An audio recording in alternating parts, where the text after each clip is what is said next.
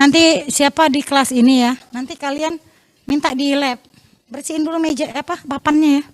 Ambil etanol di lab, di biokim, biar dibersihin. Jadi nggak gini nih, sayanya ada terus ya. Oke, kita mulai hari ini tentang mikro dan makro mineral. Apa itu mineral?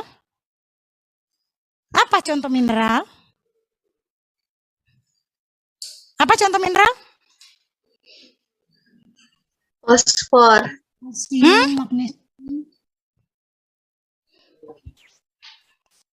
Apa contoh mineral? Garam, boleh. Garam itu apa sih? Hah? NaCl. Oke. Natrium klorid. Tapi garam juga ada KCl loh. Ya kan? Yang untuk hipertensi ya, pakai KCl. Apalagi?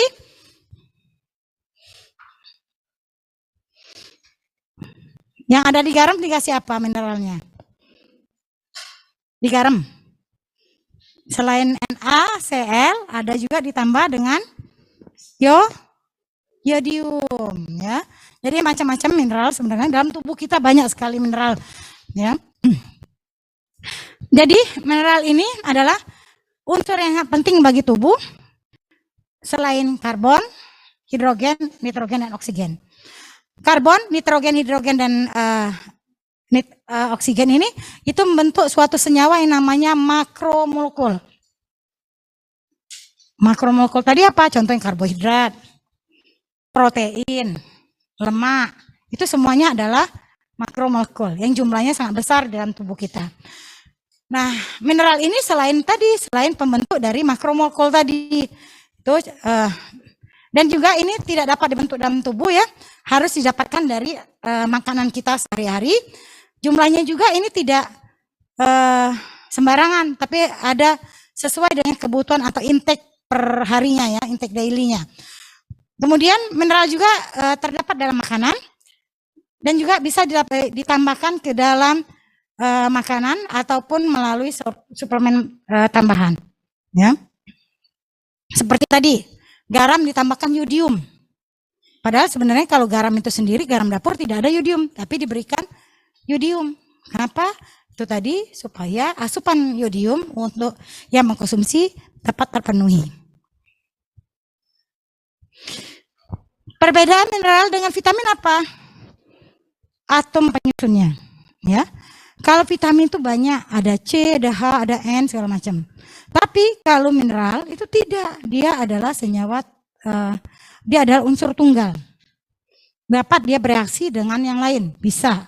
Contohnya tadi Na bereaksi dengan Cl, jadilah NaCl, jadi garam dapur. Ya. Penggolongan mineral ini ada dua secara umum. Makro mineral dibutuhkan tubuh di atas 100 mg per hari, ataupun mikro mineral yang termasuk di sini adalah trace mineral dan ultra trace mineral. Jadi mikromolekul ini diperlukan sangat sedikit sekali oleh tubuh, tapi ini harus ada. Kalau tidak ada akan mengganggu fungsi sesuatu yang ada di tubuh kita yang membutuhkan itu. Nanti akan lebih lanjut dijelaskan.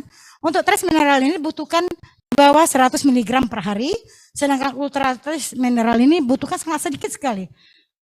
Sekitar 1 mikrogram per hari ataupun kurang. Mineral ini tadi, ada makromineral, dibutuhkan sangat banyak sekali di tubuh kita, di atas 100 gram per hari. Kemudian ada mineral mikro. Makro ini kalium, fosfor, kalium atau potasium, sulfur, natrium, klorida, dan magnesium. Ini adalah 7 makromineral yang dibutuhkan oleh tubuh. Kemudian ada mikromineral, ini sebanyak 8. Ada besi, Fe, seng, kemudian mangan, tembaga atau Cu, kuprum ya, yodium, I, Cr atau kromium, Co atau kobalt, kemudian Se. Fungsi mineral yang makro ini adalah secara umum Ini adalah pemeliharaan tekanan osmotik dan regulasi cairan dan keseimbangan elektrolit yang ada di dalam tubuh kita. Kemudian regulasi tonus vaskular untuk fungsi saraf dan kontraksi otot yang ada di tubuh kita. Kemudian juga untuk meregulasi pH intraseluler tubuh. Kemudian yang keempat, dia memineralisasi atau sumber mineral untuk tulang dan gigi kita. Contohnya nih ibu hamil ya. Ibu hamil selain dirinya sendiri, dia juga butuh untuk perkembangan janinnya. Makanya kalau ibu hamil kekurangan mineral, bisa jadi nanti apa? Giginya copot atau kukunya rusak.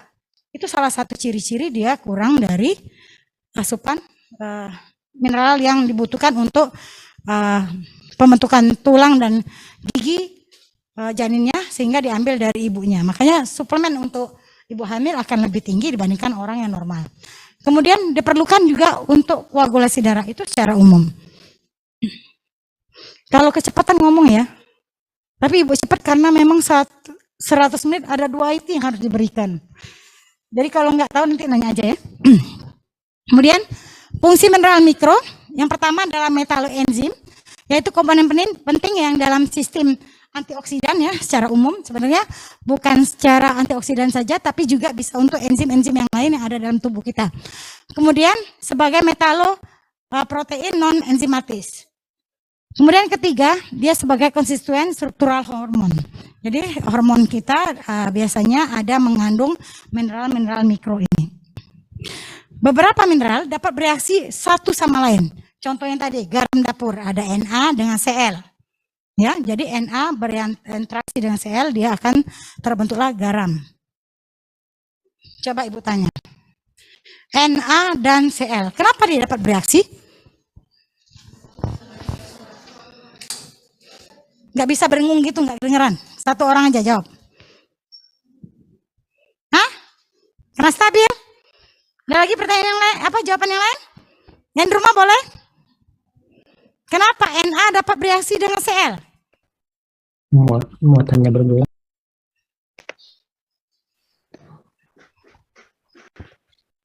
Izin menjawab, Bu. Perkenalan, nama saya Urani, izin menjawab. Menurut saya karena ion dan kation, jadi bisa menyatu. Yang anion sama kation, anion yang mana? Anion Cl, kation Na. Oke, ya. Ada yang setuju nggak? Karena Na adalah kation, Cl adalah anion. Setuju? Pasti bereaksi. Ya, membentuk. Nah, itulah nanti prinsip-prinsip nanti kita analisa anion dan kation. Ya, untuk besok. Terjadinya suatu senyawa, untuk senyawa ion dia harus berbeda muatan. Satu kelebihan, satu kekurangan. Ya. Jadi besok, kalau seandainya kalian praktikum nih besok ya, untuk NaCl, untuk terbentuknya NaCl, ambil NaOH ditambah dengan HCl, maka akan terjadi NaCl plus 2O. NaCl akan endapan putih. Sebenarnya NaOH itu bisa kita ganti dengan yang lain. Ganti apa?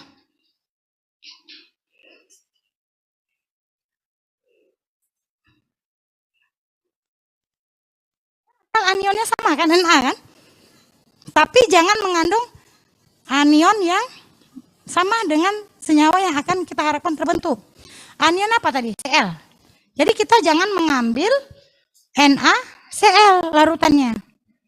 Ambillah Na kalau ada NaOH. Kalau tidak ada alternatif lain, Na yang tidak mengandung Cl. Nanti direaksikan dengan HCl, maka akan terbentuk endapan NaCl. Jadi seperti itu ya. Nah, nanti untuk besok praktikum anion kation itu adalah ikatan ion. Ikatan ion terjadi antara anion dan kation. Satunya memberi, satunya menerima. Berapa banyak menerimanya? Tergantung dari elektron valensi masing-masing. Ingat ya, pelajar SMA ya. Nggak diulang lagi ya, kalau itu ujian keluar sudah tahu jawabannya ya. Nggak ada yang dari PS kan? Karena waktu tahun kapan tuh ada yang dari EPS. Nah, jadi ikatan ion itu terbentuk antara Na dan antara anion dan kation. Maka akan terbentuk. Berapa banyak ikatan terbentuk tergantung dari elektron valensi yang ada di masing-masing unsur tersebut, ya. Bisa juga ikatan ion itu terjadi karena perbedaan elektronegativitas dari masing-masing unsur itu sangat tinggi sekali, biasanya di atas 1. Jadi kalau kalian punya data elektron valensi, Na elektron valensinya sekian. Misalnya 1,2. Sedangkan Cl misalnya 3. Selisihnya berapa? 1,8. Itu pasti senyawa itu adalah senyawa yang mempunyai ikatan ion. Seperti itu. Kemudian mineral juga dapat berinteraksi dengan vitamin, ya. Di sini tulang yang kuat membutuhkan keseimbangan antara vitamin D, kalsium, fosfor, magnesium, zinc, fluor, klor, Mn, CO dan sulfur. Makanya kalau yang berjilbab kayak ibu ini ya, kayak kalian juga, ini kan susah kena matahari ya.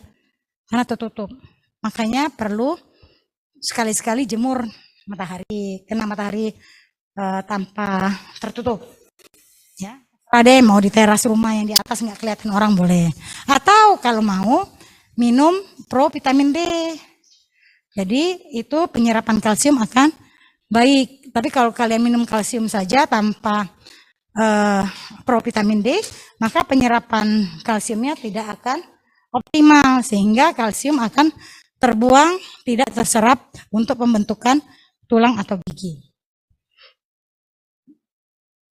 Atau kalau kalian minum soda ya, minum soda kan ada ya, ada fosfor kan, ada juga karbonasinya kan, karbonat. Nah itu minuman bersoda itu berbahaya juga, karena apa? Dia bisa berikatan dengan kalsium. Sehingga kalsium kita asup itu akan terendapkan menjadi CaCO3. Sehingga asupan kalsium tidak bisa masuk ke dalam tubuh kita, terbuang ke dalam pencernaan dan dibuang. Nanti melalui urin atau melalui feses. Makanya untuk anak-anak muda nih yang senang minum minuman karbonasi silakan, nggak apa-apa, tapi jangan terlalu sering. Karena nanti sekarang masih enak, tulangnya masih kuat. Nanti tulang susah sekali akan sembuhnya. Kenapa? Tadi kalsiumnya sudah berkurang karena tulangnya sudah keropos kan. Untuk kalian juga yang tidak suka minum susu dan olahannya, mulai sekarang cobalah konsumsi. Karena kalsium itu bukan untuk kita, bukan untuk bayi saja ya, tapi juga untuk yang sudah tua. Banyak sekali yang udah usia tua, dia mengalami osteoporosis. Kasihan. Makanya sekarang daripada jajan yang tidak keruan-keruan, jajanlah sesuatu yang mempunyai nilai gizi yang baik untuk kita. Begitu ya. Kan orang medis ya, harus ngerti. Jadi jangan jajan sembarangan. Interaksi ini mineral selama absorpsi sangatlah penting ya. Contohnya di sini. Asupan besi yang tinggi ini dapat menurunkan absorpsi zinc. Makanya harus seimbang, jangan terlalu berlebihan. Ataupun asupan Zn yang tinggi akan menyebabkan kekurangan dari kobalt. Jadi asupan mineral itu harus sesuai dengan kebutuhan kita. Jangan berlebihan dan jangan kurang. Karena kalau kekurangan akan berisiko juga, kelebihan juga akan menyebabkan risiko juga. Dalam tubuh kita ada 17 mineral penting. Ya. Pertama adalah kalium, K ya. Nih, K. Berapa nomor atomnya? Berapa nomor atomnya? 9. Berapa nomor masanya? Berapa nomor masanya? 39. Apa gunanya nomor atom?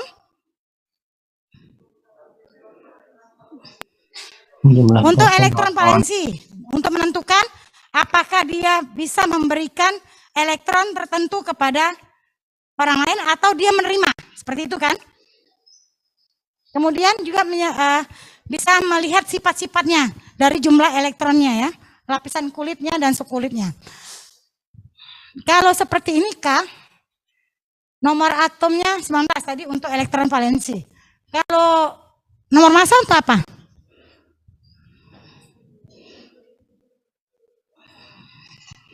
Untuk apa nomor massa? Elektron.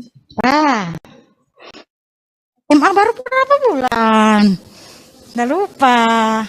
Ibu SMA tahun? Saya 89. Udah lama sekali kan? Ayo. Massa itu adalah untuk menghitung proton lagi. Nah? Neutron. Menghitung elektron. Bukan itu juga sih maksudnya. Jadi massa ini diperlukan untuk membuat konsentrasi. Ya enggak? Misalnya kita mau membuat KOH 0,1 M. Artinya apa? M apa M? Molar. Apa? Mol per liter. Ya enggak? Nah, bagaimana caranya? Nah, lupa galau ini. Padahal itu perlu loh, nanti kita pakai itu. Ya, nanti belajar lagi ya. Kalau Ibu jelasin itu mineral nggak akan selesai. Kebutuhannya tinggi sekali, 4.700 ya miligram per hari. Kemudian ini fungsinya sebagai elektrolit yang diperlukan untuk pertahankan potensi aksi suatu membran dan juga berguna untuk regulasi ATP atau energi. Sumbernya macam-macam ya. Ada kacang-kacangan, kulit kentang. Kentang selalu kita buang ya. Padahal kulit kentang itu mengandung kalium. Kemudian tomat dan pisang. Jadi kalau sebagai olahragawan biasanya memang diminta mengkonsumsi mineral K lebih banyak. Karena apa? Untuk menghasilkan energi. Ya makanya kalau yang suka, siapa yang ada olahragawan sini ada nggak? Atlet ada? Emang disuruh kan? Konsumsi pisang banyak ya. Karena memang sumber kalium. Jadi kalian jangan nggak suka makan pisang. Makan karena sumber kalium yang bagus sekali. Kemudian kekurangannya ini disebut dengan hipokalemia. Biasanya terjadi kelelahan, kram dan kelemahan otot, bisa juga sembelit dan kelumpuhan otot.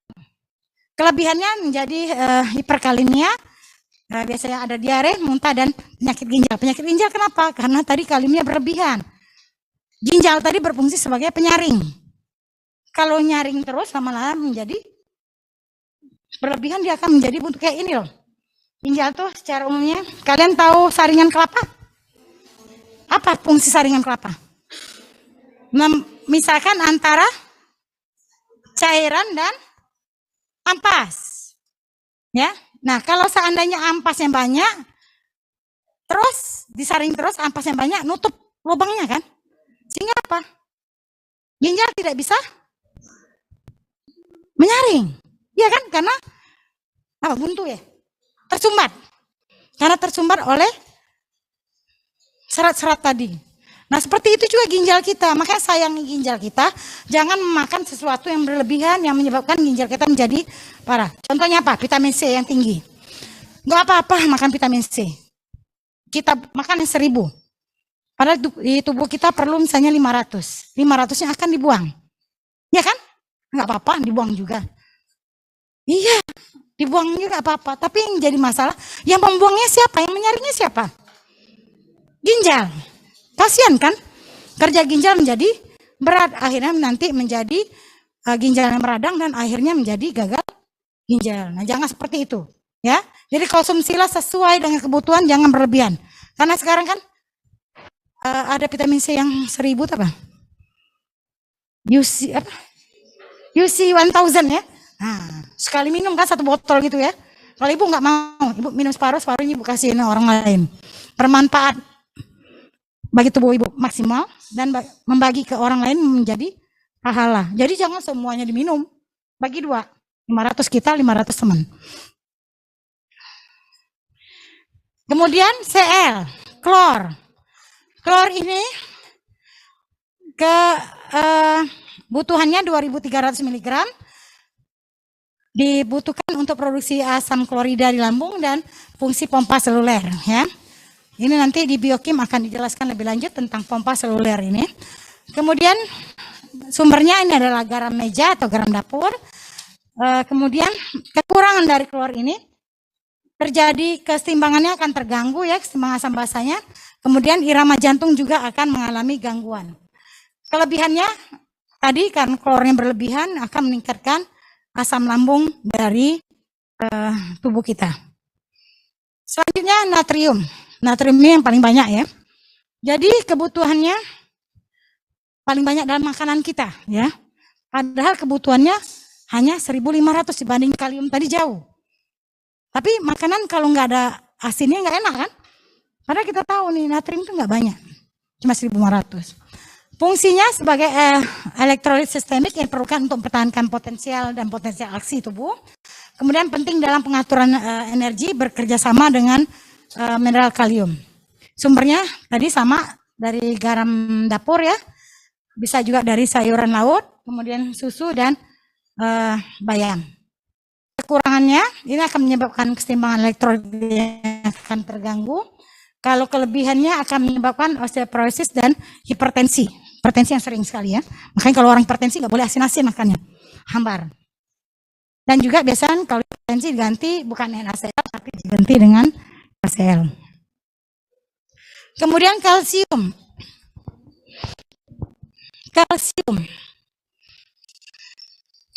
Kalsium ini kebutuhannya 1.200 ya. Ca ini berapa elektron potensinya? Elektron keluar berapa? 2. Ca2 plus ya. Jadi dia bisa bereaksi dengan 2 elektron. Jadi bisa CaOH 2 kali atau CaCl atau CaSO4 ya. Kalian belajar dulu kan tentang apa? Redok ya. Nah, itu kan ibu ngajar anak ibu di rumah belajar redok. Waduh, udah banyak lupa. Oke, selanjutnya fungsinya ini kontraktil otot. Kemudian kesehatan jantung, sistem pencernaan juga diperlukan ini ya. Untuk membangun tulang, mendukung sintesis dan fungsi sel darah. Sumbernya macam-macam ya. Ada susu, produk susu olahan seperti apa keju gitu ya. Kemudian yogurt, ada juga ikan kaleng dengan tulang seperti salmon dan sarden. Tapi kalau orang ada asam urat tinggi, makanan kaleng harus dikurangi karena makanan kaleng ini dia mengandung purin yang tinggi, itu akan menyebabkan asam uratnya makin banyak. Kemudian sayuran berdaun hijau juga kacang-kacangan dan biji-bijian. Kekurangannya akan menyebabkan rahitis dan risiko osteoporosis juga, serta hipertensi dan stroke. Sedangkan kelebihannya ini akan terjadi penumpukan di jaringan tubuh, sembelit dan mual-mual. Sulfur. Pernah nyium sulfur nggak? Belerang. Siapa yang pernah ke pemandian belerang ya? Baunya gimana? Bau ya. Tuh kalau yang buang angin, bau. Mereka kan bau banget. Sebenarnya itu adalah bau dari sulfur. Karena protein kita mengandung es. Nah keluar nanti pas dalam gas, H2S baunya seperti itu. Ini kebutuhannya 800 mg per hari. Coba deh yang lainnya HP-nya disimpan deh. Ini megang HP, lihat HP terus. Kuliahnya nggak diperhatiin. Nanti ujian nilainya dapat D. Simpan dulu HP-nya. Gak usah ditegur ya, kan udah besar. Nanti selama tutorial juga gitu ya. Di kelas ibu dulu, siapa yang pernah di kelas ibu? Hanya pada hari pertama untuk sampai klarifikasi istilah. Setelah itu HP tidak boleh dikeluarkan. Hari kedua boleh nggak Bu? Boleh. Tapi untuk menjawab sintesa. Selain itu tidak usah dikeluarkan. Ya, karena kita ini sudah kebiasaan online terus selama 2 tahun hampir 3 tahun. Jadi HP kayaknya nggak pernah lepas dari tangan. Namanya juga handphone ya. Pasti di tangan. Tapi untuk belajar simpen dulu. Ibu aja HP ibu 2, ibu silent ini. Ada ibu ngajar ya. Kalian belajar harusnya ini lagi, matikan. Ya. Oke. Kemudian fungsinya sulfur tadi untuk protein tersier ya, termasuk jaring ikat dan kulit seperti kolagen dan keratin. Komponen asam pedu untuk penyerapan lemak dan vitamin B, dan juga untuk memfasilitasi produksi dari energi. Kemudian juga dibutuhkan beberapa enzim ya, dan molekul antioksidan termasuk glutathione dan koenzim A. Jadi minggu kemarin ada seminar di Persatuan Biokimia dan Biologi Molekuler Indonesia di Lampung, di Unila. Ada salah satu peneliti, dia mentreatment dirinya dan pasiennya dengan diberikan glutathione yang mengalami COVID. Itu mengalami perbaikan. Karena apa? Tadi glutathione ini mengandung sulfur yang bisa mengikat suatu enzim sehingga bisa bekerja sebagai antioksidan. Tapi efek samping kalau kebanyakan belum tahu ya. Itu beliau menjelaskan di seminar itu bahwa beliau menggunakan glutathione ini setelah diberi glutathione, asupan glutathione disuntik, 1 hari itu sehat badannya. Jadi untuk penyembuhan semakin baik ya. Tapi memang tadi glutathione dia sebagai antioksidan. Nanti kuliah akan lanjut lagi, nanti ada tentang antioksidan. Sumbernya ini macam-macam ya. Kalian bisa baca sendiri situ ya. Sebagian besar adalah kacang-kacangan dan siput dan susu juga.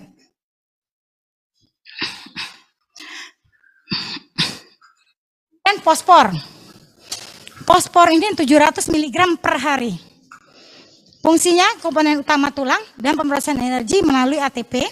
Ya, jadi kalau kalian lihat ada ADP menjadi ATP itu karena bertambahnya fosfat ya. Nah, kemudian sumbernya daging, ragi, bergram, kemudian kedelai, unggas, keju, susu, ikan kaleng dan kacang-kacangan serta sereal. Kekurangannya hipofosfatemia, ini biasanya tulang terasa nyeri dan otot terasa lemah, kemudian anoreksia dan juga bisa menyebabkan kerusakan tulang. Kelebihannya adalah menurunkan jumlah kalsium sehingga kesehatan tulang terganggu dan terjadi kerusakan ginjal. Magnesium, baru 7 ya, tadi 17 masih 10.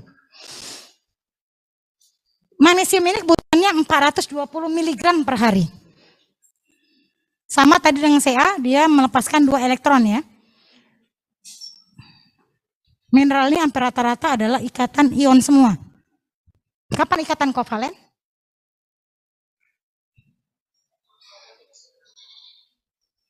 Kapan ikatan kovalen? Kalau ion, dia memberikan ya. Misalnya nih, ibu mau beli es krim, 10.000, uang ibu ada 8.000. Kamu siapa namanya?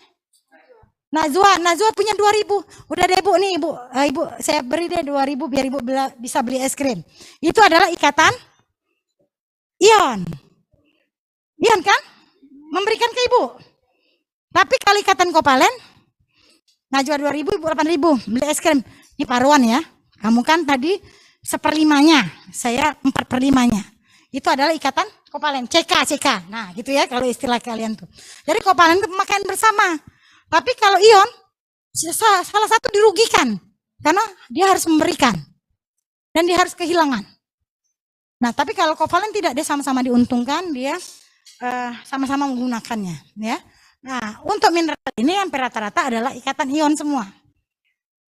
Kemudian Mg ini juga diperlukan untuk pemrosesan energi ya, dan juga untuk tulang. Sumbernya lagi kacang-kacangan, ya. Ada juga kakao. Tahu kakao? Coklat, ya. Kemudian pengaruh neurologis dan neuromuskuler. Fungsinya menyebabkan anoreksia juga, kelemahan otot dan kelesuan. Tahu gak anoreksia itu apa? Penyakit selebritis ya. Biar tetap langsing, jadi ya makan banyak, tapi sudah itu dimuntahkan. Makan banyak. Tapi setelah makan dia ke kamar kecil, itu dikeluarkannya, diusahakannya dikeluarkan. Itu penyakit selebritis biasanya. Padahal sebagian orang tidak bisa makan ya. Apa salahnya dibagiin sama orang ya? Zinc ini adalah 11 mg per hari. Ini di otot, terdistribusinya sebanyak 60%, tulangnya 30%, bisa juga di hati, prostat, dan semen. Tahu semen? Bukan semen di lantai. Semen istilah kedokteran apa? Sperma. Atau air mani ya kalau istilah umum. Itu semen. Jadi jangan dibilang semen, oh semen 3 roda Bu. Bukan. Ya. Kita sudah mulai medis, kita bicara yang masalah istilah-istilah medis. Ya. Jadi kalau kalian praktikum ya, ditambahkan air, bukan air ledeng kalian tambahin. Ya, kalau di penonton praktikum tambahkan air 2 mili. Jangan air ledeng, itu aquadeng bukan aquades. Apa beda aquadeng dengan aquades? Aquadeng banyak sekali mineral-mineralnya. BOD, COD-nya juga tinggi. Tapi kalau aquades, aqua yang didapat dari destilasi. Destilasi itu air diuapkan, kemudian diembunkan, dapatlah aquades. Jadi kandungan mineralnya memang lebih kecil dibandingkan aquadeng. Tambah lagi kalau pipanya pakai pipa besi, udah karatan aja semua.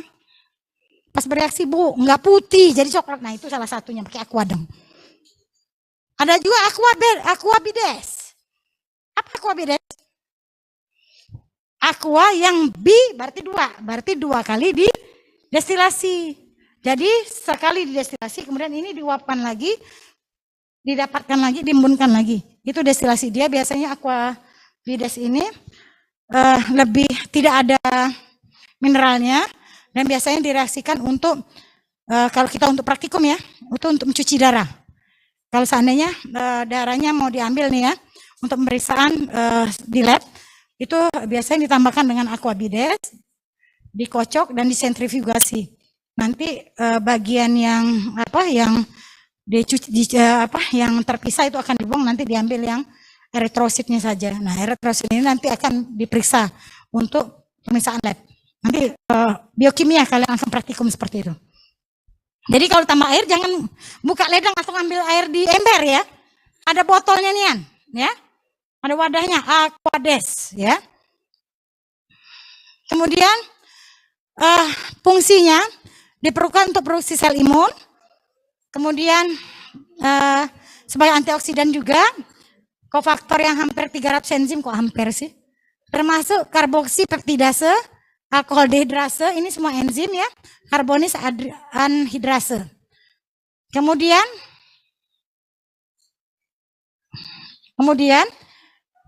sumbernya hati, kerang-kerangan, tiram, daging, dan lain-lain. Jadi gini, kalau kalian menggunakan sumber air dari air hujan, ada beberapa daerah yang tidak ada air darat ya, menggunakan air hujan. Biasanya orang di daerah situ kekurangan zinc. Dan biasanya nanti anak-anaknya akan mudah terserang penyakit, infeksi terutama. Nah makanya dokter biasanya suka memberikan asupan zinc ke pasien tersebut. Karena apa? Tadi salah satunya adalah untuk meningkatkan imunnya, diproduksi untuk sel imun. Jadi imunnya makin meningkat dengan adanya zinc. Ya. Kemudian kekurangannya, kalau zinc kurang, pertumbuhan akan terlambat, dermatitis ekstremitas, kemudian kekebalan tadi menurun kan, lukanya lambat sembuh, kemudian bisa terjadi hipogonadisme dan juga diare. Kelebihannya juga bisa juga diare. Ya, jadi dua resiko ini bisa terjadi semua di kelebihan maupun kekurangan. Muntah dan dapat memperburuk kekurangan dari tembaga. Besi. Kalau besi ini udah familiar ya. Besi ini dibutuhkan sangat sedikit sekali, 8 mg per hari. Terdistribusi di RBC, red blood cell, hemoglobin sekitar 400 sampai 600 miligram per liter. Dalam hati, limpa, sumsum tulang 25% dan dada mioglobin. Jadi kalau seandainya ada orang yang sering ditransfusi darah, Matinya bukan karena transfusi darah. Kenapa? Penumpukan besi di hati. Makanya obat yang untuk mengkerat besi itu diperlukan bagi orang-orang yang selalu mendapat transfusi darah. Contohnya penyakit apa yang selalu perlu transfusi darah? Apa? Hah? Apa? Penyakit apa yang selalu transfusi darah secara rutin? Leukemia. Oke, leukemia adalah sel darah putih. Oh, satu deh angkat gitu loh. Kenapa? Ayo. Leukemia adalah kanker darah ya. Dicirikan dengan sel darah putih lebih banyak dari. Nah, ada lagi itu ya. Itu jenis kanker. Di Sumatera Selatan dari penelitian se-Indonesia mempunyai penyakit kelainan darah ini lebih tinggi dibandingkan daerah lain. Yang dinamakan dengan thalassemia. Tahu thalassemia? Apa itu? Kelainan genetik. Nanti dibahas lagi di biokimia ya. Nah itu biokimia kami ini menjadi sentra untuk thalassemia. Thalassemia mayor itu tidak akan terjadi pada anak kalau kedua orang tuanya tidak pembawa. Jadi ceritanya anak ibu sekolah itu gurunya itu di kelasnya itu anaknya pertama menderita thalassemia mayor. Cerita sama ibu, Bu, anak saya ini. Jadi selalu masih kecil, 2 bulan sekali. Nanti bertambah umur akan semakin dekat transfusi darahnya. Beliau ngomong bahwa dapat thalassemia mayor ini karena istrinya. Padahal tidak seperti itu. Bagaimana terjadi yang mayor? Karena masing-masing dua belah pihak pembawa, carrier. Maka akan terjadilah anak yang mayor. Tapi mayor itu berarti 25% ya. Carrier 50%, normal 25%. Jelas kan kalian tahu ya, bisa bayangin ya. Karena kita mau nulis nggak bisa. Jadi kalau dia carrier, anaknya setiap kelahiran 25% mayor, 50% carrier, 25% normal. Setiap kelahiran. Jadi kalau seandainya saya mau lahiran lagi nih, mau punya anak lagi, gimana? Resikonya seperti itu. Jangan berharap anak yang kedua pasti normal. Benar, anak kedua juga sama, mayor juga. Nanya, gimana Bu cara mengatasinya? Bisa. Istrinya hamil, diambil cairan amnionnya, kemudian itu diperiksa kelainan genetiknya. Kalau terbukti kelainan genetik dia ada thalassemia, maka disarankan untuk digugurkan. Tapi paham agama Islam terutama itu sama saja dengan makanya kalau sudah kasus thalassemia ini ya, kalau satu sudah punya anak yang mayor seperti ini, sebaiknya tidak usah punya anak lagi yang kedua. Jangan najur ya, kalau istilah Palembang jangan najur, karena anak kedua bisa jadi mayor juga. Karena apa? Untuk transfusi itu perlu biaya. Kalian beli darah berapa satu kantong? 250 atau 300? Satu kantong darah. Bukan beli ya, ganti kantongnya. Darah nggak diperjualbelikan. Ganti proses transfusi dan kantongnya. Itu 250. Masih kecil 2 bulan sekali, lama-lama 7 minggu, lama-lama jadi 6 minggu, lama-lama jadi 5 minggu, nanti jadi sebulan sekali, nanti jadi 2 minggu sekali. Semakin besar maka kebutuhan darahnya semakin banyak, ditransfusi terus. Biaya semua itu. Bayangin kalau 250 satu kantong, kalau perlu 2 kantong, 2 minggu sekali, itu baru darah. Tadi di dalam darah ada FE. FE yang masuk dari luar itu bisa mengendap di hati. bisa mengendap di kulit menjadi hitam, yang menyebabkan orang mati karena transfusi darah itu karena pengendapan Fe dalam hati, jadi hatinya rusak. Nah, alat zat yang untuk mengkelat besi itu ada, tapi harganya mahal sekali. Makanya sehat itu dia bersyukur. Kalian duduk gini ya, ginjal kalian kerja kan? Tahu nggak? Hemodialisis 4 jam sekali proses itu sekitar 800.000. 4 jam. Sehari ada berapa kali dari 4? 6 ya? 6 kali hemodialisis. 850 kali 6, berapa juta? Itu kalian duduk tanpa kalian sadari. Tanpa kalian harus tiduran. Orang hemodialisis kalian lihat kan? Nggak bisa bergerak, duduk aja gitu, 4 jam. Kalian masih bergerak. Makanya hargai ginjal. Minum yang banyak.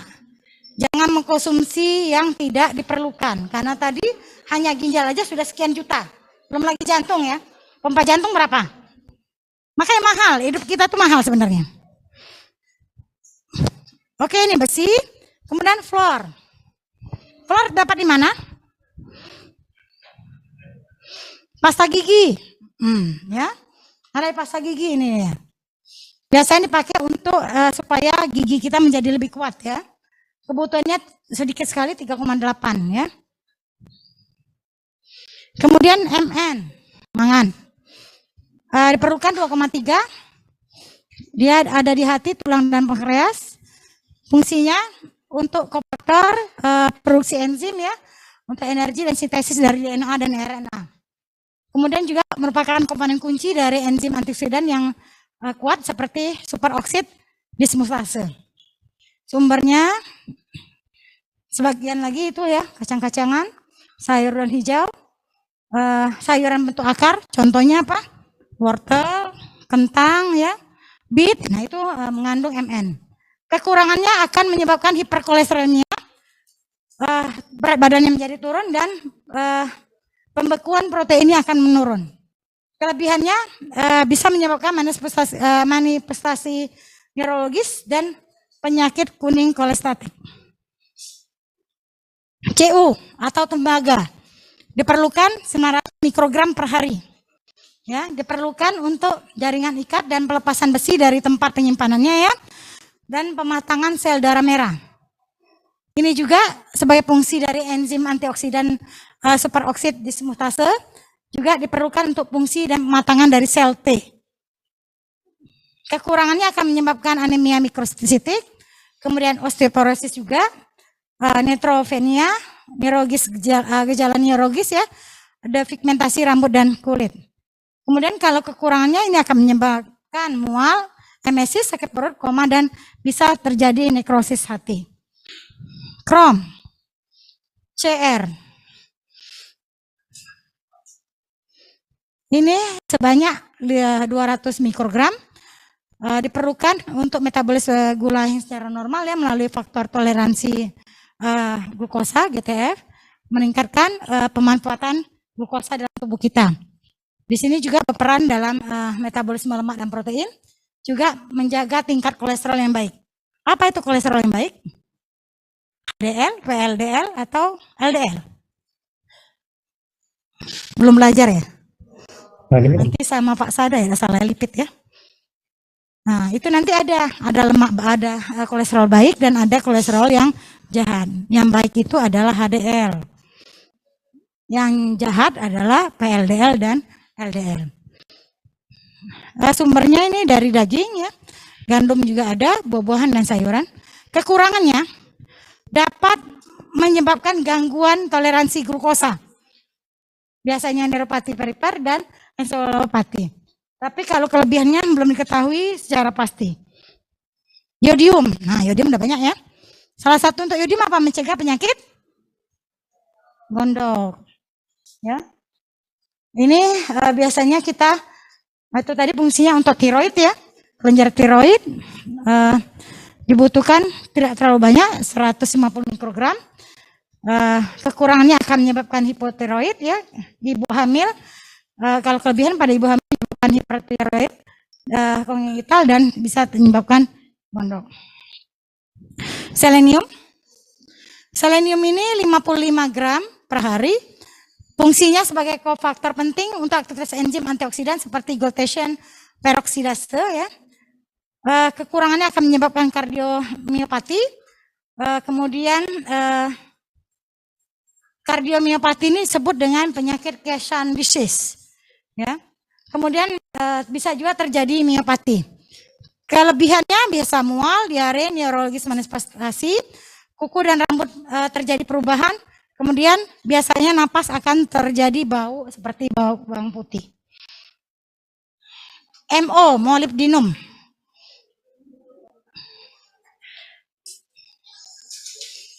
Kenapa tuh rame?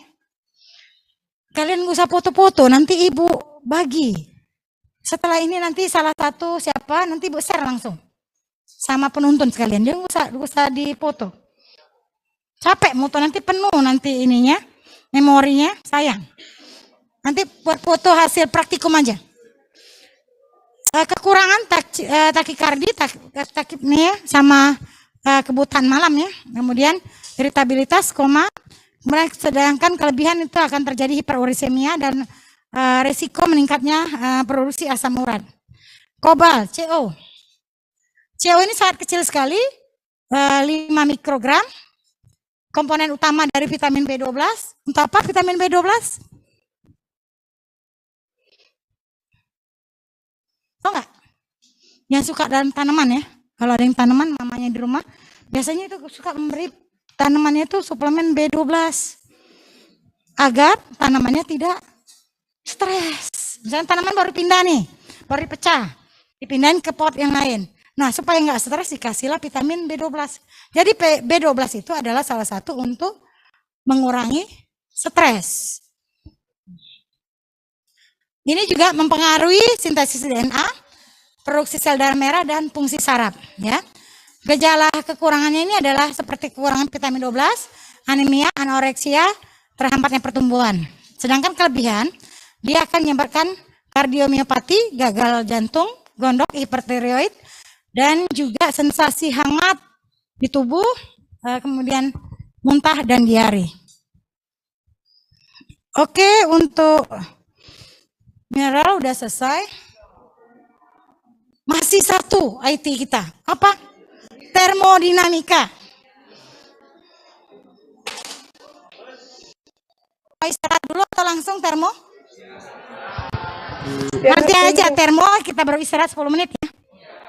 Ya kan? Karena IT pertama ini adalah mineral dan termodinamika. Setelah ini baru istirahat. Bukan istirahat dulu, kuis dulu. Sudah kuis baru istirahat. Kuis dulu loh. Selesai kuliah ada kuis nanti.